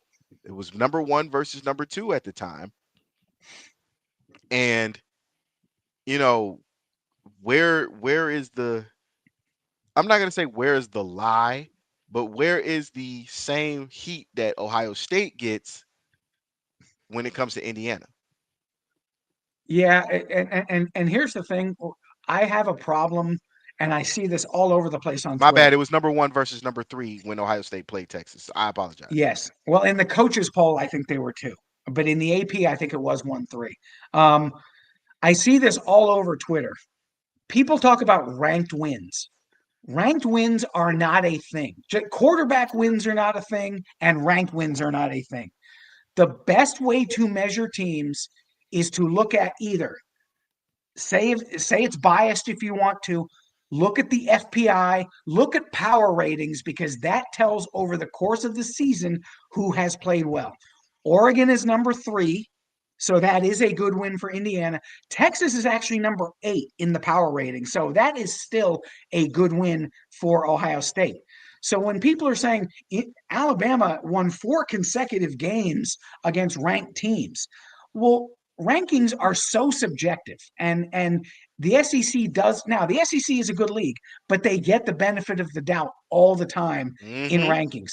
They do. Washington should have been in the lower portion of the rankings for like 3 weeks, and they were looking for reasons to pass them over. Meanwhile, you're throwing in like a 3-loss Tennessee is still at 24 for some reason, and Oh they're not any Lord. good. So when I hear ranked wins, I just laugh and I go, you know what? Indiana did beat the number 3 power rated team, Oregon, and Iowa is 14. And in Ohio State's defense, Texas is 8, Washington's 23. Penn State, for being 0-6, is still number 21 in the power ratings because they're doing things on the field that reflect winning. They're just making a mistake late in the game that keeps them from winning. So OSU actually has 3 or 4 pretty good wins, and Indiana does too. Their schedule strengths are like, I think, 31 and 35. So not great, but not terrible either. But you're right. People talk about, well, Indiana has this gritty win, and they say, oh, Ohio State is boring because they do this to teams. Well, you kind of have to look at them under the same lens, and no teams are treated with the same perspective. And that's what kind of bugs me. You And need to examine teams when looking at their schedules, examine them the same way. and that was what a lot of people used to hate Mark May about when he was on college football final and stuff. When he used to hate Ohio State, but And then Lou Holtz put him in his place, and now he's not on the show anymore. it happens. It happens. It Shout out to does. Coach Lou. All right, we're gonna take one more quick commercial break, and then I threw a curveball in, and Mike, we talked about this for the last 2 weeks. So when we come back, that curveball is coming, and I hope people that are watching and that are gonna watch argue with this subjectively. So we'll take that last commercial break. We'll be right back. You are watching Fourth and 15 here on the 216 Sports Network. Are you a team looking for a new look on the sideline this season? A company looking for a more casual look? Or just trying to introduce something new to your closet space? TGBG is the brand for you. Jackets, polos, hoodies, and everything in between. TGBG has the clothing you need to serve a purpose for every occasion. To place your orders, contact them on Facebook and Instagram. Check out their website at www.tgbgbrand.com. Email them at tgbgbrand@gmail.com or call them at 440-470-4234. TGBG is also the official outfitter of the 216 Sports Network. TGBG, to God be the glory.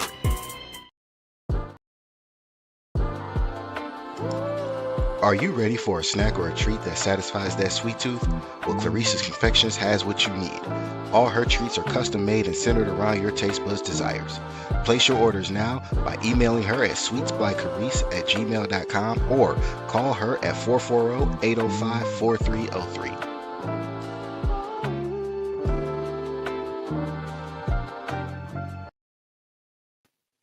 And we are back with the final segment of our show. I got to give a special shout out to one of our sponsors, Uncle Rico's Quarter Mile Challenge. If they'd have put him in, they'd have won state. We already know the story. He could throw a football over the mountains. Go buy that game. It's actually pretty good. All right. So, Mike, me and you talked about this at the time that this happened. Both teams were 1 and 2, respectively, in the AP poll. So that spurned a question. And the question is going to be today's hot topic. So, with that being said, Rico, I know you got something to say about this. So, with that being said, who has the best all time roster?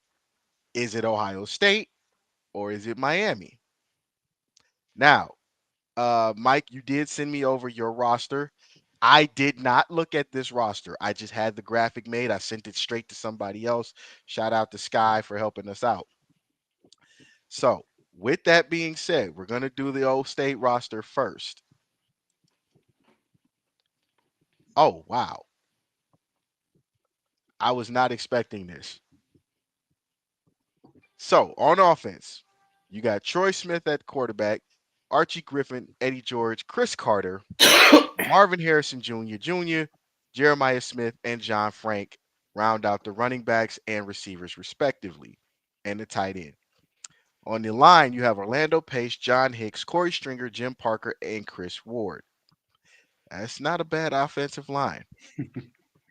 On the defensive side, you got Jim Stillwagon, Dan Wilkinson, Chase Young, and Joey Bosa. So basically, my quarterback's going to be running for his life.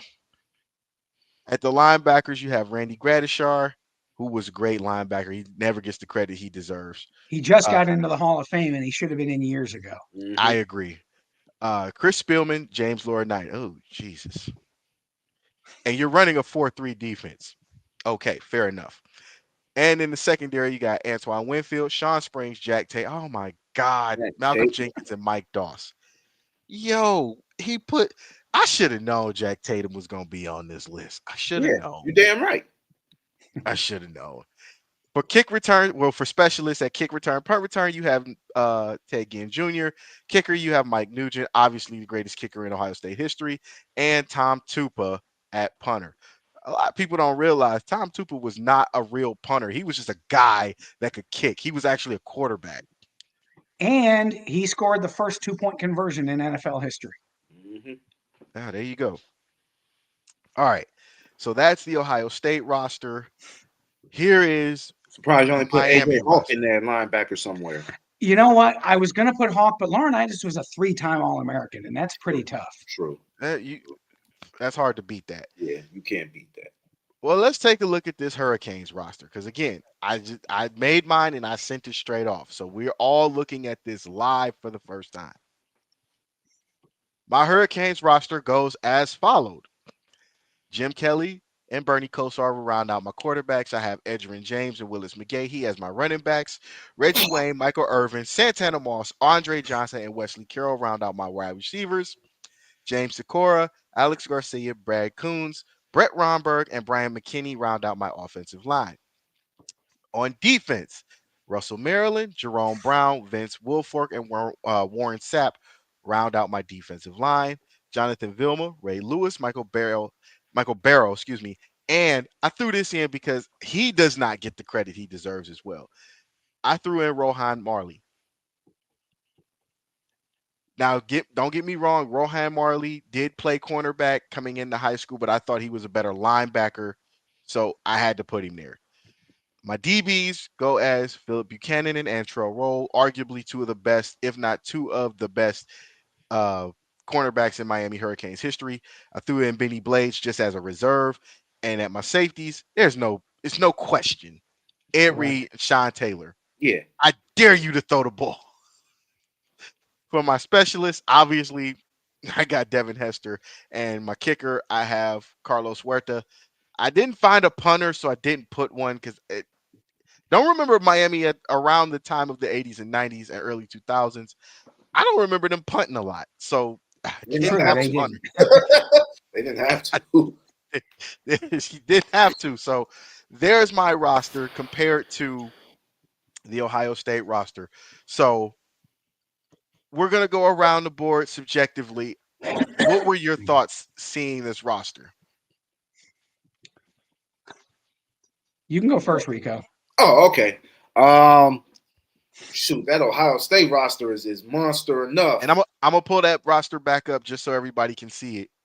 Yeah, that I mean, Troy Smith. Um, did you like it? You. What about Craig Krenzel? I I I mean, Krenzel was a winner, but I Yeah, mean, Troy Smith won the Heisman Trophy and was just really a great player. I think that Krenzel was a great leader who put the ball in the right place. And I like guys like that. Rex Kern wasn't what you would call a great quarterback, but he was a mm-hmm, great leader. yeah, And Schleister was probably a better quarterback, but Schleister didn't win a lot and he had some problems. true. So actually, it was between Troy Smith and CJ Stroud for me. Okay, okay, okay. and you couldn't have went wrong with either or. Like No, I'm I looking think at that there's one area where I think, at least on offense, where OSU just completely walks over them, and that's the offensive line. mm-hmm. I think that your running backs and receivers, you named Edgerrin and what, Willis. McGahee? Yeah, It You was. could have had Clinton Portis, Frank Gore. Yeah, There I were so could many have. running yeah, backs I that they could have. had. yeah, It was so deep. That team that Ohio State beat, people forget Portis and Gore were on that team as backups. Yeah, mhm, yeah. yeah, I mean, that And I, was just the depth of talent that Miami was bringing in at the time. yeah. and I'm looking at this roster, this particular all-time roster that you made, and I'm just like, damn, he got three Heisman Trophy winners already on the field. Like, how do you even? And it's not that I'm worried because I know defensively my defense can handle it, but like, damn, you put three or like legit three Heisman Trophy winners on the field. Right. Well, as good as I think my defensive line is, I think that that could be a push, or that could be for Miami. I mean, I think that that is just a really the guys that they put out on defense. When you've got Sap and you've got some of those guys that they have on defense, um, they would just churn them out. And so, as much as I like my defense, I think that your defensive line might be a little bit better. Who wins linebacker? I mean, that's probably a push. I mean, I, both of them are great. Yeah. well, I think what helps me out if cause we're gonna take a look at my Hurricanes roster for the defense. I think what puts me over the edge realistically is the fact that I got Jonathan Vilma, Ray Lewis, and Michael Barrow in the middle, and then Rohan Marley um on the edge because Rohan had speed. He'd almost be like a Jack or a Leo, Yeah. probably. Yeah, and people forget that Rohan had speed, Yeah. and that speed he had was he would run down running backs before they even get going. So I had to put him at linebacker. I honestly thought with my wide receivers I had the better push because I got Mike, I got Reggie Wayne, Santana Moss. That's a pretty good group. I Yeah. Wesley Carroll was good. I don't know. And now maybe in Miami annals he is all time. The other four guys to me are all time, all time. Wesley Carroll, I thought was good. I think he's a notch below those guys. So I think even leaving him off wouldn't have made a ton of difference because those other four are just like ridiculously good. Wesley, if Actually, you're watching, please don't beat me up. actually, I was thinking maybe put Roscoe Parrish in that wide receiver group. He I might thought, be I did like Roscoe Parrish a lot. yeah, I like I I Roscoe a I lot. did too. I did too, but when I looked at the all-time leaders, he was still teetering, if that makes Okay, any sense. I got you. So when I because I did this outside of what we had talked about, which was college impact. That was the Right. criteria. It was Right. college impact, nothing else. Hmm. So looking at it subjectively, I had to throw in the gunslingers because those were the first two Sure. national championship quarterbacks for Miami. True. And then Edgerrin was the start. Well, truthfully, it was Najee, but where Najee left, Edgerrin picked up. And then Yep. where Edgerrin picked up, to me, Willis picked up. And then you had Mike, Irvin, Wedgie Wayne, Santana, Andre Johnson, just those four alone. I mean, anybody that beats up Cortland Finnegan is good in my book. I'm sorry. Yes. You know who Um, you could have put on the defensive line, and I don't know who you're going to take out, but Ted Hendricks played at Miami in the he 70s, did. and he's probably, I guess, if you were going to maybe take one out, it would be Wilfork, but Wilfork was really good too. So, The only problem I had with doing something like that, because I do remember hearing Hendricks' name a lot, was the fact that I never got to see him. okay, and that makes sense. So a lot of the guys on this list, if not all of the guys on this roster, were guys I got to see. So Sure. And on my list, the only one I didn't see was Jim Parker because he played in the 50s. But I've read enough Ohio State history to know how important he was to the development of great offensive linemen there. All the other guys on that list, I either saw on television or in person. fair enough. And I mean, Tatum was part of that 68 team. Now, I was 3 years old, but he was in my lifetime. So he counts. Now, Hey, as far I'm any sorry. man you call the assassin, I don't think you got to Yes. leave it. You can't leave him No. off the list. Now, what about as I'm looking at this Ohio State list? I mean, could you make a case for a player like Chris Gamble who played both ways? Yeah, and the thing is, if there was like an all-purpose position or utility position, I would have done that. He was never the best receiver on the team because Michael Jenkins was probably Right, more natural, and he definitely. wasn't the best DB, but he might have been the best player on the team, Hmm. if that makes sense. It's odd you're not the best at your position, but you might be the most indispensable player on the team. He was the I most thought about Gamble too. Yes, yeah. I was Yeah, I'm gonna just I ask looking. because almost put him on returns. But TG was so good on Oh yeah, returns. hell yeah. I yeah, actually had Neil Colsey for a quick second. I had Neil Colsey because he returned 3 punts for a touchdown in his career. Then I look at Ted, and Ted as a freshman had four, like in one year. nice. I'm going, okay, Ted wins. Yeah. Now I do have a question with this because I actually saw his clip come up on my his clip came up on my memories. Zach Dumas. He was a hitter. He had that hit in the Hall of Fame Bowl against Auburn where he laid Stacy Danley out and looked like he killed him. I thought he did. And he should Yeah, have got a that was one of those where I was reading the comments and they were like, he should have that's got arrested targeting for these that. days. That's Oh yeah. targeting. Yeah, no doubt. No question. No question. That is definitely targeting. But So yeah. Antoine Winfield's my favorite DB of all time because he was little, but he could knock you into next week. Yeah. Now, because you brought that up, what about Gary Berry? Because nobody gives him enough love either. He was good, but really his senior year was his only real standout year. He was good, but I don't know if he's in the all-time pantheon. I mean, who is he playing over from that group? Yeah. You got especially yeah, you ain't moving The Jack. other linebacker that pained me, you could because Rico mentioned Hawk, Katzenmoyer. I really thought Oh, about, and I'm going, but you know what? He had that junior year. He kind of got a little bit injured, and his production kind of tailed off. But yeah, that freshman year, if it was just based on one season, his freshman year is one of the best freshman years you've ever seen from a defensive player. that hit he laid on Yeah. Corby Jones is Ask epic. Corby Jones if he's still feeling that. Hey man, that was epic. Like, cause Corby, when you go back and watch that game, you look at Corby Jones and he's like, "Yeah, I got this." Yep. and then he gets You just up. see this flash on the screen. Right. Boom. You don't even see because he runs past Niall Diggs, he runs past a Yep. couple other guys, and then out of nowhere you just see Katzenmoyer just hit him.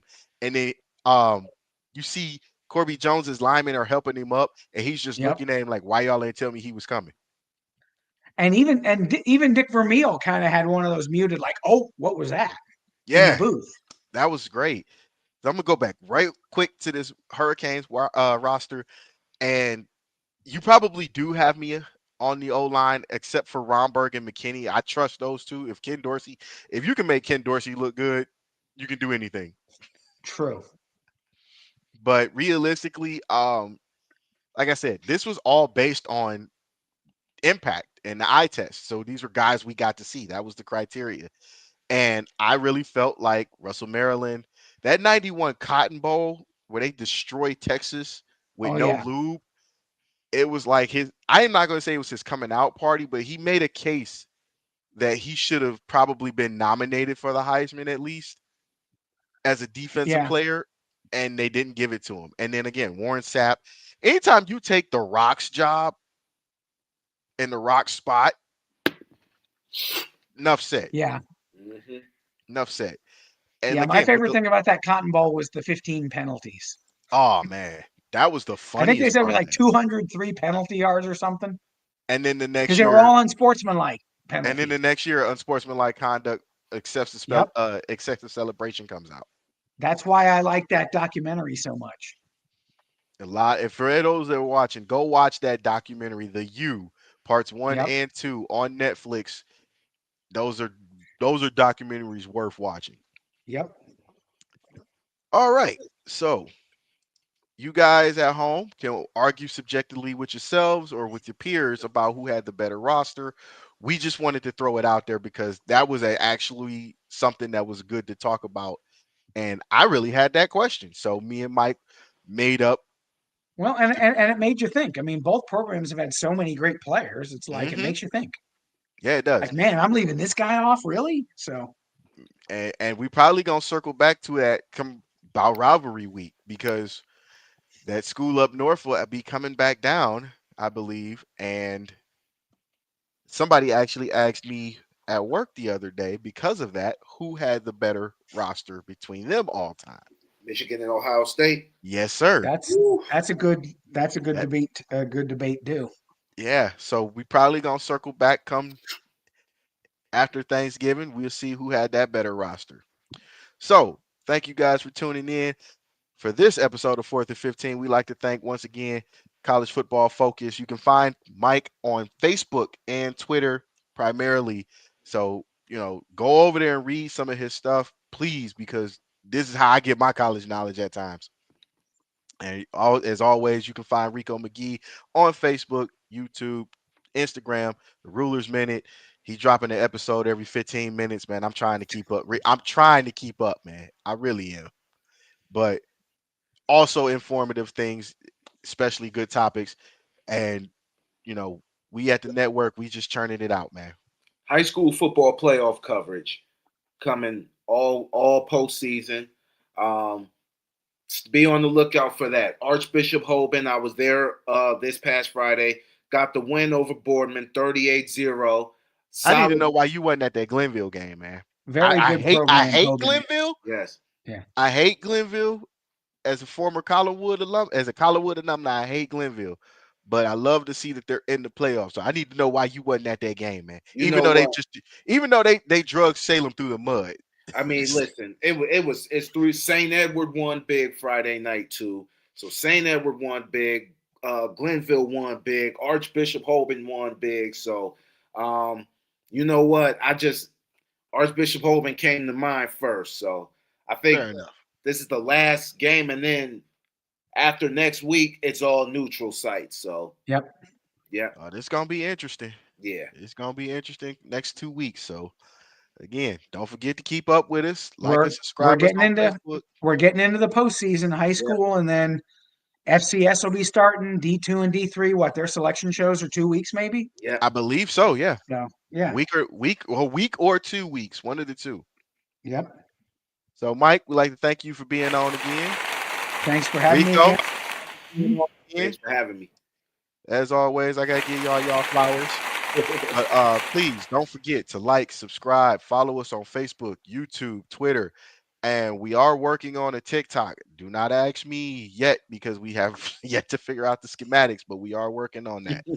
But we will have all the coverage for you as far as our sports goes. So again, Mike, thank you again.